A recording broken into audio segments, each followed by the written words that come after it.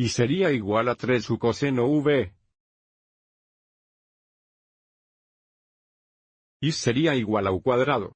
Entonces aquí usaremos otra identidad trigonométrica. Si resolvemos estos dos primeros para el seno v y el coseno v, entonces podemos usar la identidad de que el coseno al cuadrado v más seno al cuadrado v debe ser igual a 1. Resolviendo esta ecuación para el seno v, tendríamos x sobre 3u seno v igual.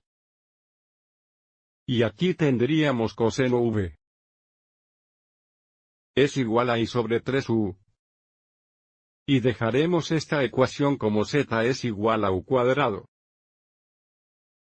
Entonces, nuevamente, como sabemos que el seno al cuadrado v más el coseno al cuadrado v es igual a 1, también debe ser cierto que x sobre 3u al cuadrado más y sobre 3u al cuadrado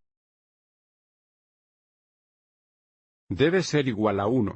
Bueno, esto nos va a dar x al cuadrado sobre 9u al cuadrado. Más y cuadrado sobre 9u cuadrado es igual a 1. Ahora sigamos adelante y multipliquemos todo por 9u cuadrado. Entonces eso nos da x al cuadrado más, y al cuadrado es igual a 9u al cuadrado, pero adivinen qué, u al cuadrado es igual a z. Entonces sabemos que x al cuadrado más, y al cuadrado debe ser igual a 9z. Y tenemos nuestra ecuación rectangular con una parametrización dada. Espero que estos ejemplos le hayan resultado útiles.